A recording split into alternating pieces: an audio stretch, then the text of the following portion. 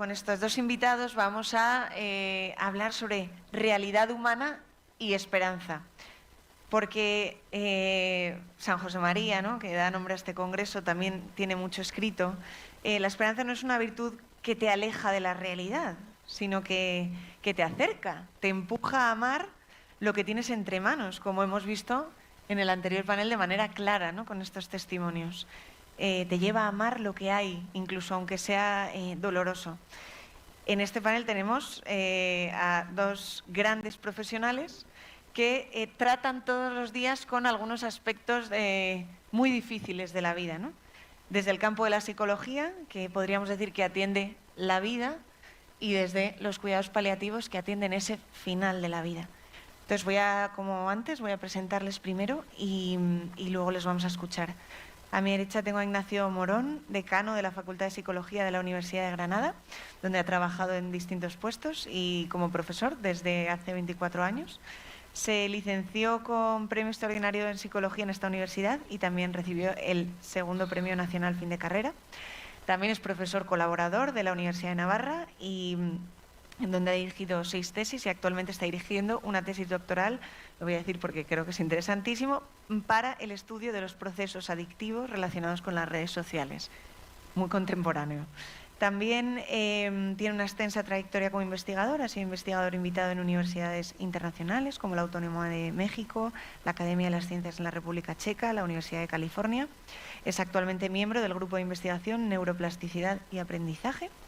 Y bueno, cuenta en su haber con capítulos de libro, un libro, 41 publicaciones en revistas especializadas, más de 50 comunicaciones en congresos nacionales e internacionales y, por tanto, con 4 tramos reconocidos de investigación y también de docencia. Tengo también conmigo hoy a María del Carmen Ortega Armenteros. Es directora médica del Hospital Universitario de Jaén.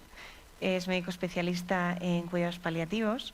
Licenciada en Medicina y Cirugía por la Universidad de Granada, eligió la especialidad de oncología y está ahora especializada en ese cuidado al final de la vida, ¿no?, de los cuidados paliativos. No solo ejercen una especialidad absolutamente necesaria en nuestros días, cambiando la vida, ¿no?, de tantas personas, sino que habla de ello, ¿no?, participa en conferencias y en jornadas sobre medicina de precisión y paliativa para mejorar esa calidad de vida de los pacientes con cáncer, que no sé si lo he dicho, es oncóloga. Ha denunciado públicamente la falta de medios humanos en su servicio, también pues subrayando que hay que acompañar bien al paciente en ese final y que acompañarle no es solo una cuestión médica, sino también ética. Muchas gracias a los dos por venir. Vamos a empezar, Ignacio, si quieres. Contigo, te escuchamos. Fantástico, pues muchísimas gracias, Almudena, por la presentación. Y bueno, lo primero es agradecer la invitación que he recibido por los organizadores de este simposio internacional sobre San José María, Voces de Esperanza, y darme esta oportunidad de compartir y sobre todo de ir ahora al cómo. Porque si no nos hemos dado cuenta, en la mesa anterior hemos estado viendo los porqués. Porque hay que ayudar, porque hay que enfrentar problemas sociales que han sido adrede silenciados, y ahora tenemos que ver cómo. ¿Y cómo hacemos ese cómo, vaga esa redundancia, desde la psicología? Cómo a su vez lo podemos conectar con San José María y cómo también podemos relacionarlo con ese libro que escribió hace ya 100 años, que es Camino. Está ahí de cumpleaños también el libro. Me van a permitir leer un punto solo de ese libro que escribió San José María hace 100 años. El punto es este: no digas, es mi genio así, son cosas de mi carácter, son cosas de tu falta de carácter, sé varón, esto vir. Solamente ese punto. ¿Nos situamos un poco? Pues yo conozco este libro con casi 22 años, terminada la carrera casi de psicología. Modificación de conducta, terapia psicológica, que te comes el mundo. Dice, venga, vamos, ¿a quién hay que curar? Y de repente me llevan ahí a un retirillo del Opus Dei. Te quedas así como diciendo, ¿del Opus Dei? Porque, a ver, que no levante la mano a alguien que le han dicho algo malo del Opus Dei. Entonces, de repente te sientan ahí y dices, ¿yo qué hago aquí, no? Y después del retiro, pues me presentan a un sacerdote muy mayor que te transmitía mucha paz y te da este librillo. Yo ya ahí casi preparando mi tesis doctoral, vamos a empezar con los estudios de doctorado, vamos a sacar un huequecillo, no tengo mucho tiempo. El cuarto punto. El que le he leído es el cuarto punto. Y de repente un psicólogo se queda así, vuelves a ver el principio, en aquella época eran 80 años del libro, ¿eh? Te quedas así como, wow, casi menor, casi 80 años del librillo este. Y te empiezas a plantear, madre mía, ¿este hombre era psicólogo? No, solamente doctor en teología. Y empiezas a rayarte. Y empiezas a plantearte, bueno, ¿cómo con esta frasecita de repente te está transmitiendo algo que hay en psicología? Empezamos a descubrir no más de 30 años atrás. La capacidad de plasticidad, de cambio que tiene nuestro comportamiento. ¿Entienden por qué les he dicho, ahora vamos a ver del por qué al cómo? Porque cuando tienes que hacer algo, Antonio lo ha comentado antes, tienes que cambiar. Dice, el Señor te elige y te va a dar esas habilidades, pero tiene siempre que contar con tu libertad, tu querer cambiar. Y aquí, en este punto cuarto de camino, te lo está diciendo. Tiene que ser un acto de tu voluntad. Tienes que querer cambiar. Y tienes que, lo primero, empezar con la humildad. Claro, venía de un curso de retiro, te das el libro, lo empiezas a leer y dices, vaya, pues sí que hay cosas que cambiar, ¿eh? Había tantas que dije, las cambio después de la tesis, ¿vale? No, es que, joder, tío, tengo que hacer la tesis, no me voy a poner a cambiar. Pero es verdad que lees la tesis y luego te quedas con una sensación de vacío. Dices, jolín, 4 años a tope en todos esos sitios, investigando tantísimo, y entre medias mi padre con un cáncer, mi madre ahí en una operación. ¿Dónde ha estado Nacho? Ha estado estudiando, trabajando, haciendo una tesis, pero ¿qué ha cambiado? No había cambiado nada, estaba igual de mal. Tocaba ya empezar a dar pasos. Y ese punto de camino es esperanza. Es esperanza. Porque cuando lees este punto de camino, te está diciendo que puedes cambiar. Aún más, entrando un poquito en el libro, es que realmente el libro te está constantemente animando. Te remueve.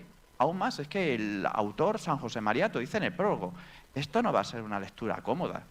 Quiero que cambies, que te rebeles, que tengas esa revolución interior. Y el cuarto punto, ahí la tienes.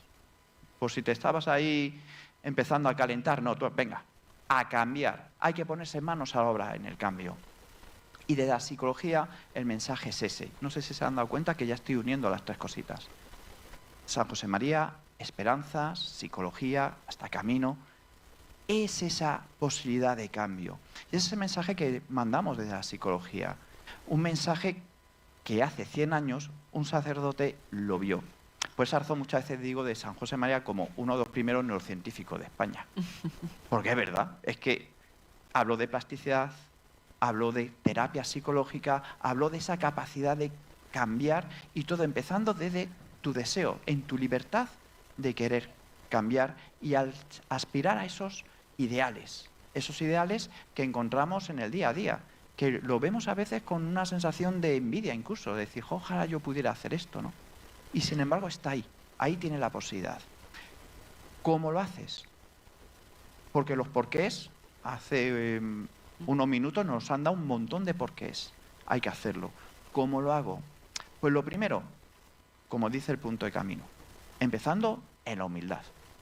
Tenemos que entender nuestras limitaciones que además Leire lo ha expuesto de maravilla, limitaciones que nos vienen de heridas emocionales previas. Quizás el asumir esas heridas emocionales, el entender que nuestros padres nos han querido muchísimo, con locura, pero obviamente de una forma imperfecta, que a veces a lo mejor te han querido proteger tanto que sin darte cuenta te han generado un déficit. O te han generado una falta de habilidades, o te han generado miedo, inseguridades. ¿Mis padres no me querían? Sí que me querían. No sabían cómo transmitirme ese cariño. Pero cuando ves ese cariño, dices, bueno, pues ya podemos empezar a construir. Y esos son los cómo. Tenemos que pedir a veces ayuda, no pasa nada. Pedimos ayuda para que nos ayuden, valga la redundancia, a superar esos problemas, esas heridas emocionales. Heridas emocionales que nos pueden venir desde pequeñitos o pueden venir a raíz de una experiencia negativa que hayas podido tener en el colegio o en el trabajo o a raíz de experiencias que hayas podido sufrir en tu día a día, confundida, desorientada, desorientado, presionado. En ese contexto está la psicología. Pero claro, aquí tengo que romper un poco una lanza. Soy profesor asociado de Navarra, de la Universidad de Navarra. ¿Y por qué será eso? Porque aspiras a otra psicología. Aspiramos a otra psicología en el que no está tanto en el centro el ser humano, sino que aspiramos a una psicología en donde estamos en sociedad, nos cuidamos y con unos valores, con esas asignaturas. Cuando yo estaba haciendo el plan de estudios ahí en Pamplona, tuve la suerte de que me invitaran, me encantaba ver esas asignaturas transversales, comunes. Daba igual lo que estudiaras, pero necesitas formarte como persona, como ser humano. Y a partir de ahí, esa humildad, detecto los déficits que tengo y voy a pedir ayuda y vamos a ver de qué forma puedo curarlos, mejorarlos, sobre todo crecer. Y ese es el segundo mensaje de esperanza. Es que cuando tú te ves, cuando tú ves tu posibilidad de cambio, de mejora, te ilusionas y de repente esto que te hace sufrir, esa limitación que tienes, pasa a ser, como lo hemos podido ver en el caso de Leire o de Antonio, pasa a ser una satisfacción. ¿Por qué? Porque empiezas a darte cuenta que estás haciendo las cosas ya bien, en busca de esa verdad que has oído ya unas cuantas veces también en lo que llevamos de simposio. No me quiero extender más, más que nada para recuperar el ritmo y sobre todo porque yo soy de los conferenciantes que opino que pocas ideas son buenas porque así las afianzamos en la memoria. Recordamos, esperanza. La esperanza siempre tiene que ir asociada al deseo en tu libertad de querer mejorar, de querer cambiar, ¿vale? Ese cambio te va a traer beneficios, sobre todo si está en línea con esa verdad que estamos hablando, si está en línea con ese deseo de ayudar a los demás, de salir de ti. Y por último, saber que hay profesionales, yo creo que a Leire le tengo que invitar a un café luego, porque al hablar de su psicoterapeuta, pues te está enseñando que hay una psicología humanista, una psicología católica, cristiana, en donde las personas pueden perfectamente convivir con sus creencias y el psicólogo realmente lo que hace es que ve esas creencias como fortalezas, como auténticos baluartes, pilares en donde podemos construir esa esperanza de nuevo. No me extiendo más. Muy bien. Y gracias por su atención y sobre todo a seguir con la esperanza. A por los porqués. Muchas gracias, Ignacio.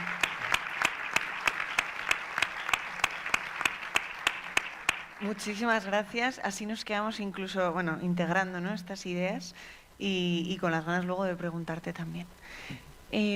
Pues vamos con Mari Carmen, cuando quieras. Bueno, pues muchas gracias. Yo sobre todo agradecer el poder tener este espacio para poder reflexionar en lo que es el acompañamiento y la atención al final de la vida, porque después de muchos años como paliativista, esta última etapa de mi vida profesional, estoy metida en otra historia y me ha permitido, y por eso agradezco, que pueda volver de nuevo a lo que yo llamo el mundo real, que es qué hacemos, cómo acompañamos al final de la vida. Cuando preparaba esta presentación, pues quería hacerlo desde el punto de vista del profesional como persona, y ese profesional que acompaña al paciente al final de la vida, que también es persona y que vive ahí. Porque acompañar a un paciente al final de la vida, en el cual todo lo que le está ocurriendo alrededor le va enfrentando que esto se está terminando, que esto no va a mejor, que te vas a morir. Evidentemente, esto unirlo a esperanza, a no pasa nada, pues evidentemente que es una situación que es totalmente pues difícil de vivir y de asumir. No es sencillo, porque tu cuerpo te dice que no, los que ves a tu alrededor viven que no, y todavía seguimos viviendo esa sensación de esperanza.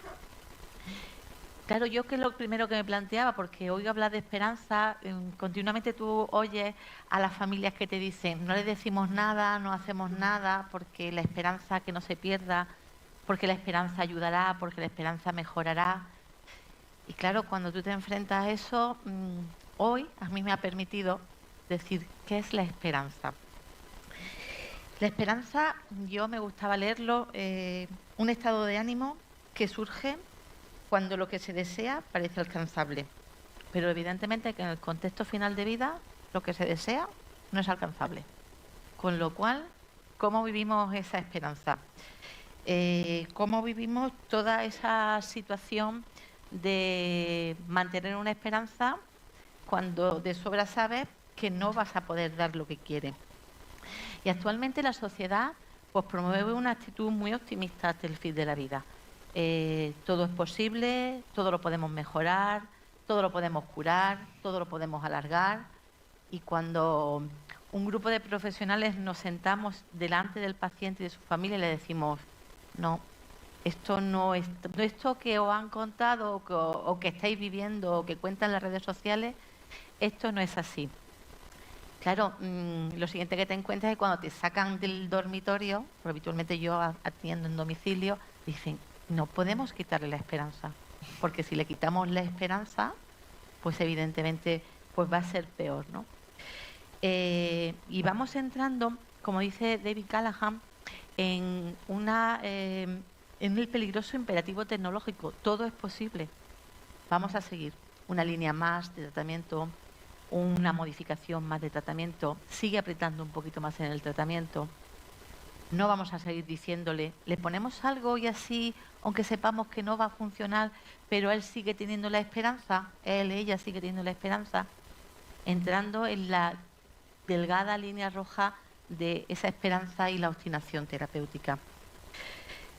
Por tanto, enfrentarnos a esa esperanza que nos piden las familias, que nos piden los pacientes, cuando no hay un futuro o no hay el futuro que nos piden, y cuando no hay una posibilidad, o al menos no hay la posibilidad que nos piden, ¿cómo vivimos esa esperanza?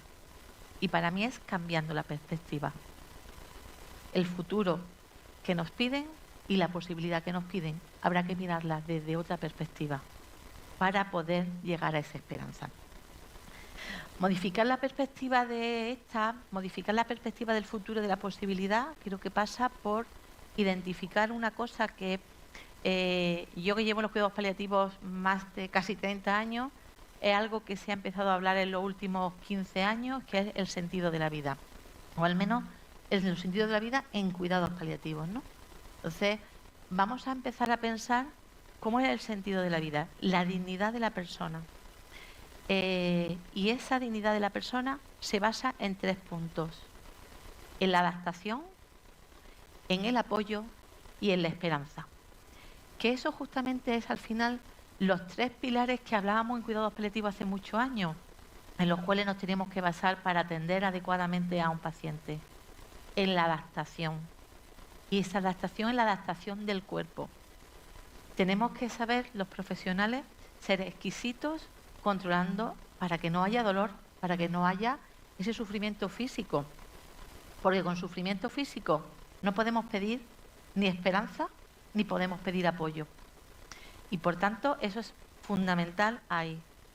Pero la parte más importante, además de eso, que se supone y que se asume que el profesional sanitario tiene que conocerlo, y yo siempre pido paliativistas que sepan manejar perfectamente para que el paciente no tenga ni un minuto de mal control de síntomas, es la adaptación. Y explico la adaptación. Es que no está comiendo, es que no va a comer. Es que ya no se levanta, póngale algo para que se levante, es que ya no se va a levantar. Ese diálogo veraz, honesto, adaptándolo, es un pilar fundamental para poder vivir y dar sentido. Y el segundo pilar es el apoyo, es lo que llama Chochinov los factores externos. Hemos hecho bodas, bautizos, comuniones, hemos arreglado pensiones, hemos modificado hipotecas, porque al final lo que le preocupa muchas veces al paciente, en la mayoría de las veces al paciente, es cómo se van a quedar cuando él no esté. Me han dicho muchas veces, Carmen, a mí no me molesta que me voy a morir si sé que me voy a morir, pero ¿cómo va a quedar mi madre, mi mujer, mi hijo? Y es importante porque somos seres sociales y tenemos que, además de cuidar a la persona, es cuidar el entorno, porque somos nosotros y un entorno. Y la parte más importante que creo que tenemos que ir descubriendo es la esperanza.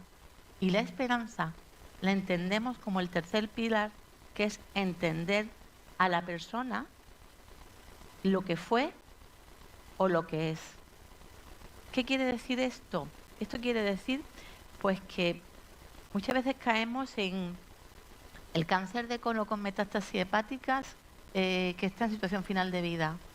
Y siempre reivindicamos, no es don José, que tiene 60 años, que ahora que se iba a jubilar, pues ha venido este diagnóstico y no ha podido viajar a donde él quería. Evidentemente conocer eso, pero dar un paso más allá y es conocer su mundo de valores. Ser capaces de acompañar a esa persona que no solo ya que quería viajar, sino que ha ocurrido y que lo mueve en su vida, que lo ha movido en su vida, para que cambie la perspectiva de ese futuro que no va a ocurrir a la importancia de su ser, que es la parte más importante. Los profesionales tenemos que tener el mapa de competencias, así lo hablamos mucho, de conocer, manejar perfectamente pues todo lo médico, todo lo técnico, pero tenemos que tener también la actitud de que estamos acompañando a una persona única e irrepetible y que está viviendo en un momento único e irrepetible y que tenemos el privilegio de poder estar acompañando en ese momento único e irrepetible. Por tanto, esa esperanza para mí radica en que veamos al otro como un ser que, aunque está terminando su vida, tiene una historia y que esa historia tiene valor por ser él. Evidentemente que en el mundo tal y como lo entendemos, o en el mundo sanitario tal y como lo entendemos, la atención de calidad es muy difícil de ponerla en valor porque lo que nos importa es la cantidad. Yo ahora desde la gestión digo, ¿y eso cuánto me cuesta? Y es más difícil decir, no es cuánto me cuesta, sino eso qué me implica o qué le implica al paciente, a la familia. Por seguir como habíamos dicho en la mesa, porque creo que es importante que tengamos un punto de comunicación y que hablemos todo, yo sí que me gustaría terminar, y lo voy a leer, con unas palabras de Ramón Vallés, que fue en cuidados paliativos quien nos enseñó a un puñado de médicos que queríamos manejar estupendamente los distintos fármacos, nos llamaba la atención y nos decía, no, con eso no es suficiente, es más, mirad más allá. Y la frase me encantaba y quería compartirla con ustedes, y es que es crucial detenerse y reflexionar sobre el viaje. Lo importante no es Ítaca, lo importante es el camino, y que sea un camino lleno de vida, de experiencia y de conocimiento, un camino fructífero, y esa es la persona a la cual tenemos siempre el honor de acompañar. Muchas gracias. Gracias.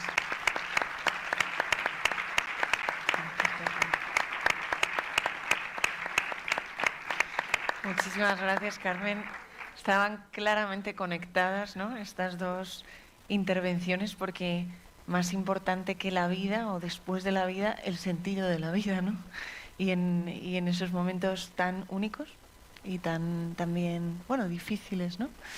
A mí me da mucha esperanza que una paliativista esté dirigiendo y gestionando un hospital, también viendo los números. O sea, no me parece que pueda haber mejor combinación. Tenéis mucha suerte en Jaén, aquí en el hospital.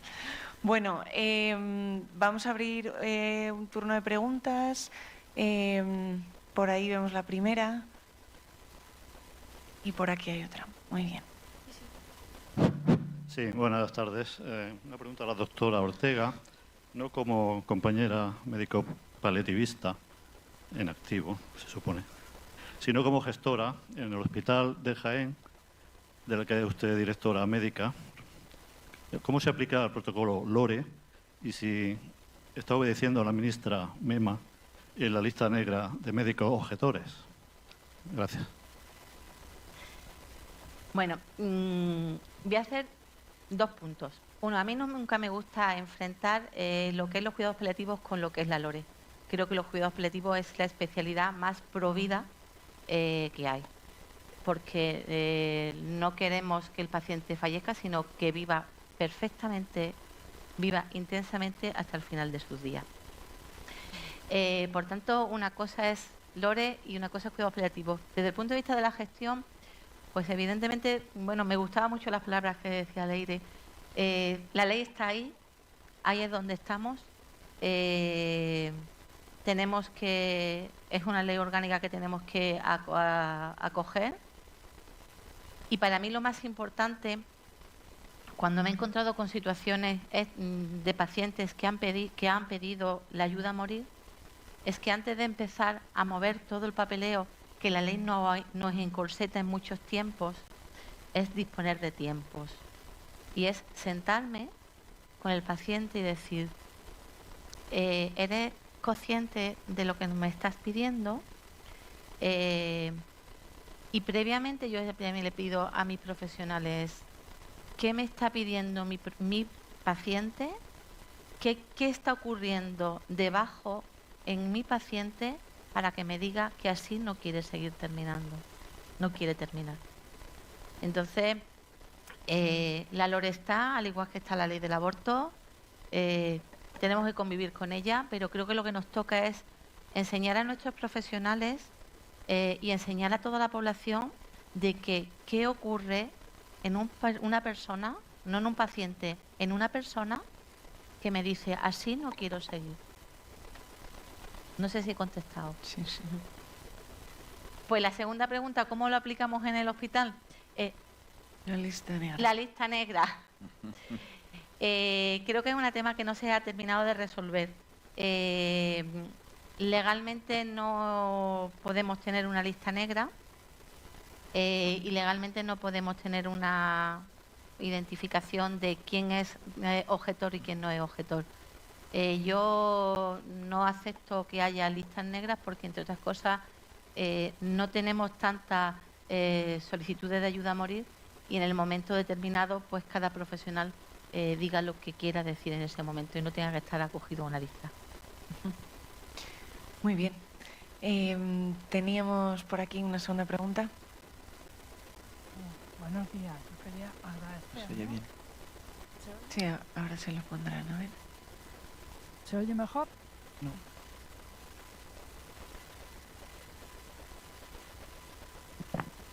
Eso sí. ¿Se oye ahora? Perfecto. Bueno, a ver, yo quería agradecer lo primero de todo la organización del simposio, porque la verdad que ha sido con muchísimo nivel.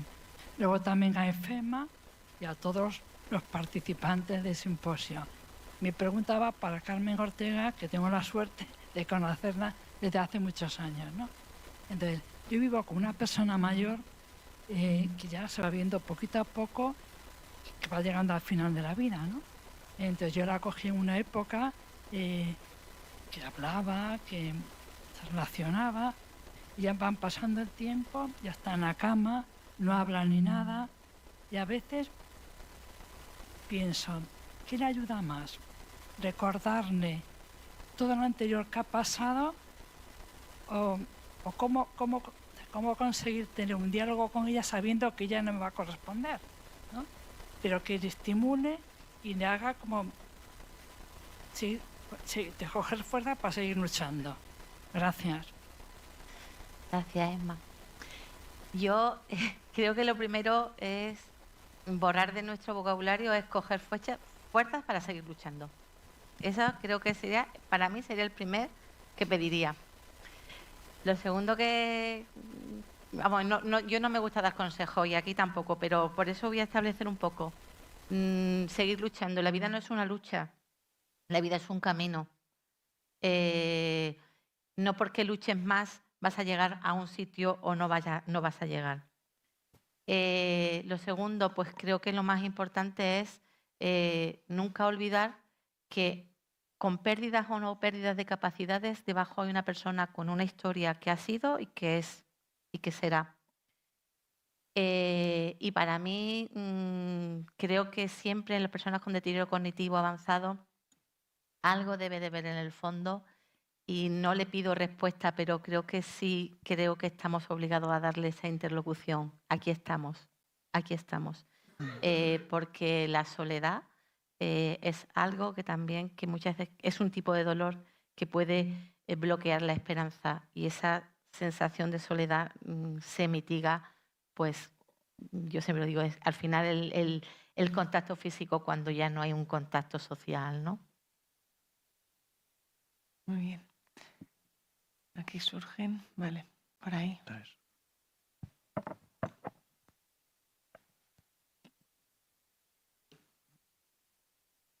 ¿Se oye? Sí. Ahora sí. Una pregunta para Nacho. Gracias. ¿No crees que los problemas, muy bien la intervención de ambos, por supuesto, ¿no crees que los grandes problemas que hoy día psicológicos en el hombre es porque está apartado su vida de Dios? Y segundo, ¿no crees que muchos de esos problemas se mitigarían bastante acudiendo a un sacerdote? Vale. Dos preguntas conectadas y complicadas. Muy bien. Técnicamente, ciertamente, yo creo que cuando he tenido la suerte de intercambiar con sacerdotes, rápidamente nos damos cuenta que mucho sufrimiento psicológico viene de ese alejamiento de Dios.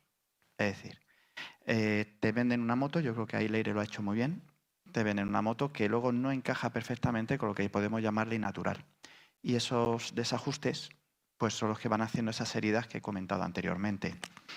En ese punto tampoco vamos a poner a los sacerdotes que en el confesionario hagan terapia psicológica, ¿no? Suficiente tienen con salvar el alma. Yo creo que salvar el alma es lo más importante que tiene que hacer un sacerdote. Pero sí que es verdad que muchas veces los sacerdotes me han llamado y me han dicho, hay una persona que está sufriendo, que quizás fruto de esa sociedad, de esa educación que haya tenido o de esas influencias que ha recibido, no está siendo capaz de integrar, no está siendo capaz de integrarse él, y sobre todo él en esa vida con el Señor. Porque es verdad que a veces nosotros caemos en la tentación de decir, como quiero mucho al Señor, no voy a tener ningún problema. O, jolín, soy tan buen católico que ¿por qué voy a estar ahora triste? ¿O por qué estoy teniendo ansiedad? ¿Qué clase de católico soy que no confío en Dios? No. A veces los problemas están ahí y a veces la ausencia de habilidades para afrontar esos problemas es algo que va más allá de nuestra creencia de Dios. Es unas habilidades que no tenemos. Es como decir, ¿por qué creyendo en Dios no he sido capaz de arreglar la avería del coche? Yo creo que nadie diría eso, ¿verdad? Aún más si alguien te dice, estoy enfadadísimo con Dios. ¿Por qué? Porque no me ha dado las habilidades para arreglar el coche. Pues hombre, arreglar una mente no creo que sea igual de fácil, ¿no? A veces es verdad que ese apoyo espiritual, ese apoyo de dirección espiritual, esa cercanía con el Señor te va a ayudar, porque te va a dar el sentido a ese sufrimiento. Pero a veces también es necesario echar mano de esos profesionales que te van a ayudar a interpretar tu pasado, a interpretar la situación y tirar para adelante. Tu intervención, muy acertada. Nunca podemos hacer una intervención psicológica dejando aparte la parte espiritual de la persona que tenemos enfrente. Y todo el recordarlo nunca va a sobrar. Gracias. Muy bien.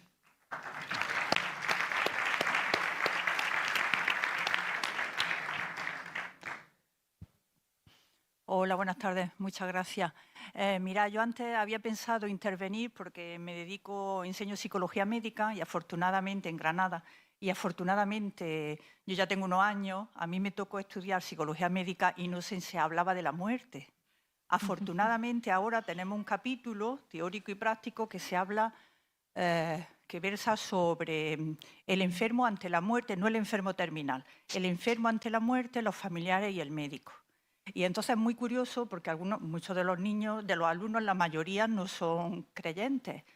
Y entonces ellos ven en un vídeo que le presentamos en las prácticas, que sí, creo que lo conocerás, es de Documentos TV, es de un médico que tuvo un problema de columna y pasó 2 años en la cama.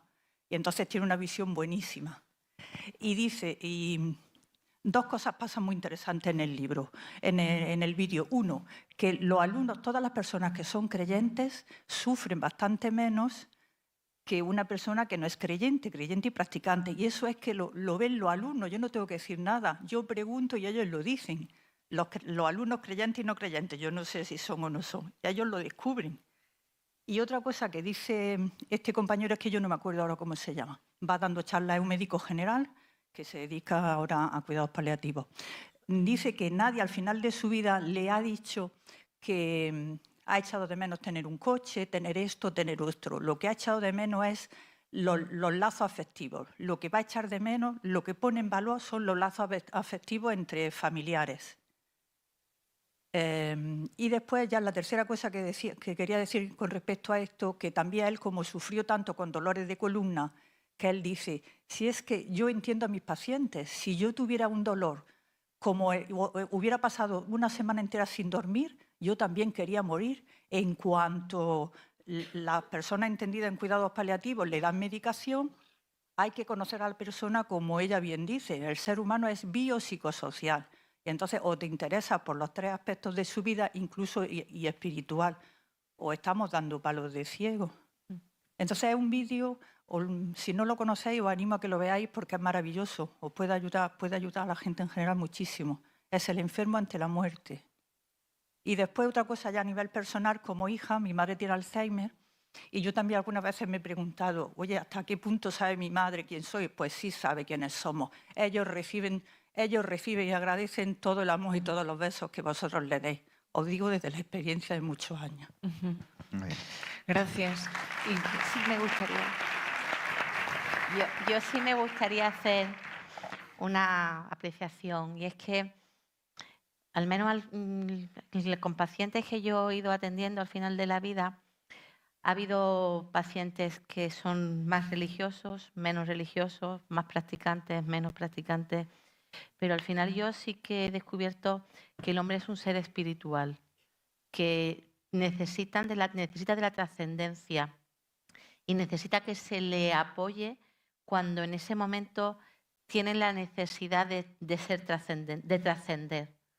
Eso lo aprendíamos desde en la Sociedad de Cuidados Paliativos, cuando el grupo de espiritualidad, y hablamos de grupo de espiritualidad y no grupo de religiosidad desde nuestra sociedad, que el hombre es un ser que es trascendente y que en este momento de situación vital necesita esa trascendencia. Y recordando las palabras de este grupo, sobre todo liderado por Enrique Benito, el hombre alcanza esa trascendencia en 3 momentos puntuales. ¿O qué es lo que hace? Que es el poder perdonar, el sentirse perdonado y el poder vivir ese perdón. Entonces, creo que es importante cuando acompañamos al paciente al final de la vida, no su religiosidad, sino su espiritualidad, y el ayudarle a que tenga ese sentido de trascendencia, cada uno después de su vivencia personal. Pero la trascendencia es transversal. Carmen, ¿y tienes la sensación de que a lo mejor durante unas décadas se ha olvidado esa parte, o sea, no se ha hablado tanto, lo ha comentado, ¿no?, en la psicología, a lo mejor también en el campo de la psicología lo habéis visto, pero bueno, esa parte más trascendente, espiritual, yo ya no sé si a lo mejor ha quedado reducida a ese grupo de paliativistas que sí hablaban de eso porque era necesario, ¿no? Pero os quería preguntar a los dos si veis que se había abandonado un poco esa faceta puramente humana, ¿no?, como has dicho, biopsicosocial, pero la parte espiritual. No, abandonado no, se había metido en un cajón, se había hundido en el mar con 20 cadenas y de repente ahora empiezan a hablarse de test psicológicos en donde haya una evaluación de ese carácter espiritual, de esa trascendencia que tiene la persona que está realizando la prueba. Y para mí, bueno, fue una alegría inmensa, ¿no? Es decir, bueno, ya de la psicología empezamos a entender que tenemos una parte, un alma o una trascendencia, llámalo como tú quieras, porque bueno, en psicología os podéis imaginar la gente que hay de todo, ¿eh? Somos heterogéneos, hay varios, pero a todo hay que quererlos. Entonces, a esos que te cuesta más quererlos, pues empiezan ya ellos incluso y ellas empiezan a entender que o se evalúa esa parte trascendental y que está interaccionando de forma transversal, es decir, afectando a todos los campos, o podemos quedarnos cortísimos. E incluso explicar por qué hay muchas evaluaciones, terapias, que luego no llegan a ningún resultado. Claro. Y es por eso, porque es que se está ignorando un pilar del sujeto, que es esa espiritualidad. Totalmente. Fuimos descubriendo que la morfina no lo podía todo. Fuimos descubriendo que acompañar a la familia no lo cubría todo y que lo cubría cuando te sentabas delante del paciente, lo mirabas a los ojos y le decías, ¿qué necesitas? Y entonces le daba esos espacios, ¿no?, de trascendencia. Buenísimo. Pues esto sí que también es un signo de esperanza, ¿no? Desde tantos campos. No sé si queda alguna pregunta. Hay Sí. un par por ahí, tres. Tenemos.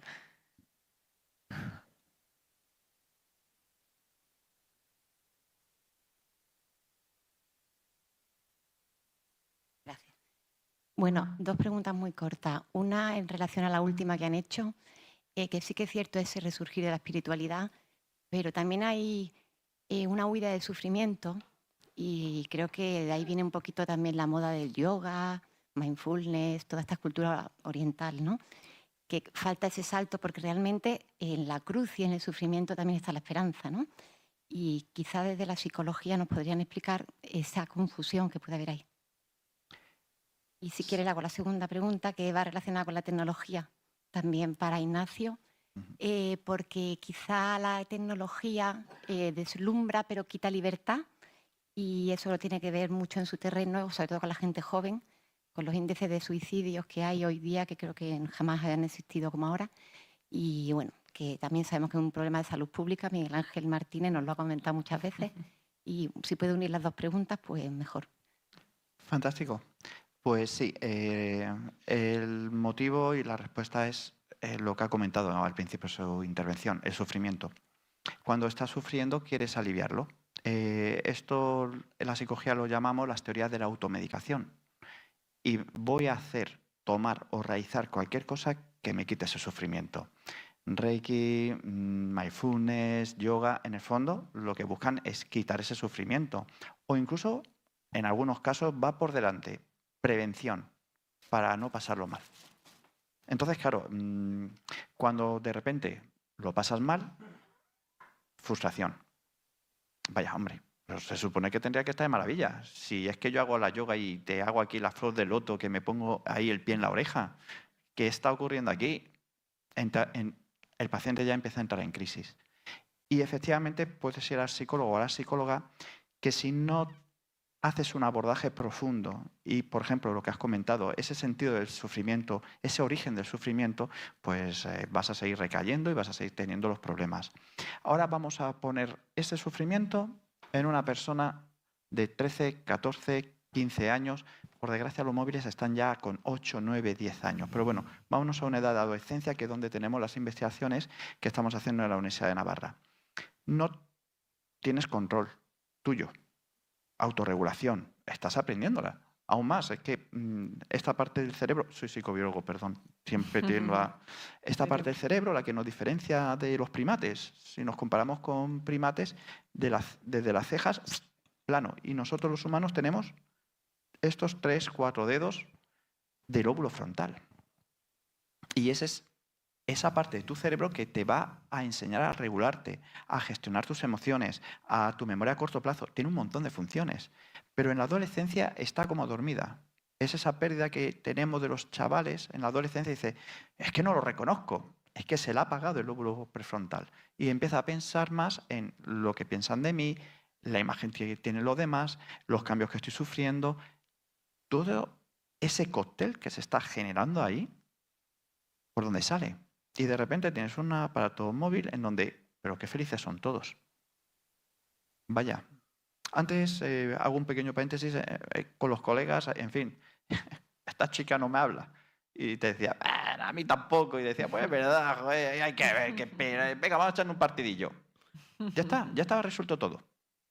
Ahora no, ahora es, pues fíjate qué bien le va. Pues mira cómo pasan de mí. Pues nadie me da like. ¿Ven el gesto que le hago? Es el algoritmo. que encima te empieza a dar más información de lo que tú estás viendo. Y empiezas a tener una alteración de la realidad. Y empiezas a vivir en una realidad que no es la realidad. Vamos a ver, es que luego hablas con los que suben los contenidos y te dicen, ¿qué vas? Y eso fue una foto, estoy amargado también. Pero como no podemos hablar con los que generan esos contenidos, empiezas a tener heridas emocionales sin habilidades para gestionarlas. Suicidios, depresiones, ansiedad. La psicología ahora mismo tiene un campo por delante esperanzador, muy esperanzador, porque el sufrimiento está ahí, pero con buenas bases se puede tratar y se puede ayudar muchísimo. Pequeño paréntesis, yo tengo una charla sobre redes sociales. Me llaman de los colegios con los chavales y es una gozada cuando de repente los chavales empiezan a decir, ¿de verdad? ¿De verdad que el móvil nos está estudiando cuando yo estoy...? Digo, sí, te está conociendo, quiere tu atención. Y ya empiezan a conectar las cosas y salen liberados. Esa es la esperanza. Cuando entiendes los porqués, cuando tienes cómo afrontar esos porqués, empiezan a sentirse mejor. Entonces, sí, hay campo que hacer, pero con buenas perspectivas. Muy bien. Yo creo que damos un aplauso. Y vale, me parece que no tenemos ninguna pregunta en cola, ¿no? Allí, venga, el último.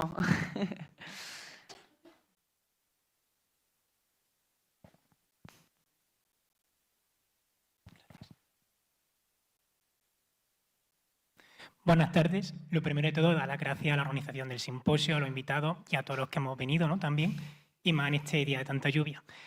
Yo, cuando terminé la carrera, justo se acababa de aprobar la ley la ley orgánica de la eutanasia.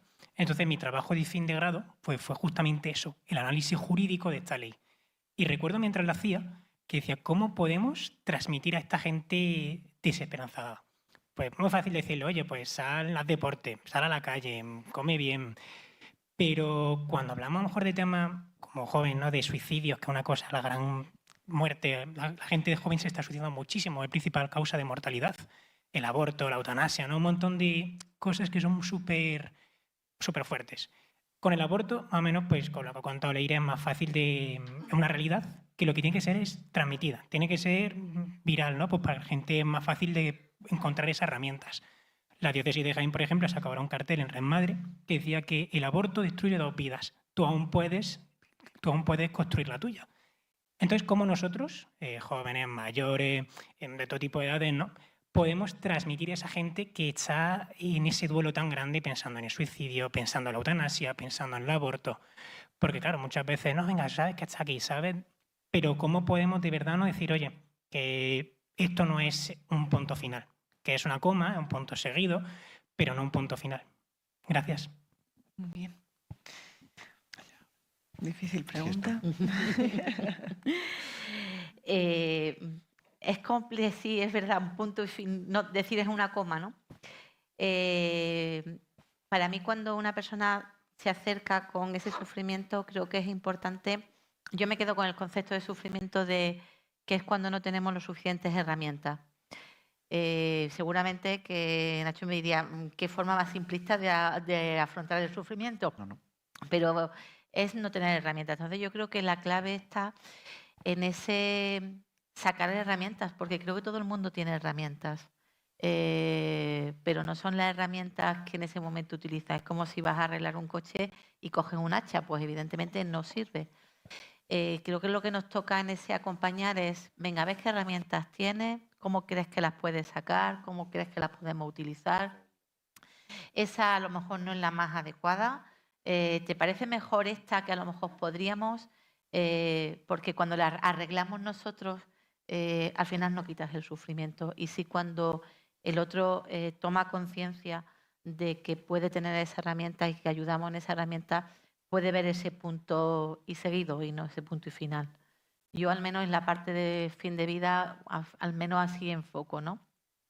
A veces que te dice un paciente, es que yo quiero llegar a la boda de mi hijo, me decía un día una compañera, y dice, ¿qué edad tiene su hijo? Y dice, 10 años. Y dice, mire usted, ya a eso no llegamos. Entonces, esa herramienta no me sirve. Hay que enseñar también a quienes acompañamos qué herramientas utilizar en cada momento. Muy bien. En el caso de la pregunta que ha planteado es muy grave. Nosotros en la Universidad de Granada ya hemos puesto los puntos amarillos. A raíz de la pandemia aquí ha ocurrido algo. Es decir, yo creo que la pandemia ha sido ese punto de inflexión en donde de repente nos damos cuenta de que las habilidades que teníamos no son suficientes y que el entorno, lo que había, tapaba, pero ahora ya no se tapa. Y ahora de repente tienes incertidumbre, tienes inseguridades, no tienes sentido. No tienes sentido, no tienes porqués, no tienes objetivos y nada tiene valor. Claro, aquí lo que tenemos que hacer es recristianizar, lo siento, es que es la palabra. Y en los colegios, lo siento, menos biología, menos química, menos mates, menos lengua, más trabajo de la persona. Tenemos que centrarnos en la persona. Si queremos gente felices, tenemos que trabajarlo. Desde pequeños, con la familia, en coordinación.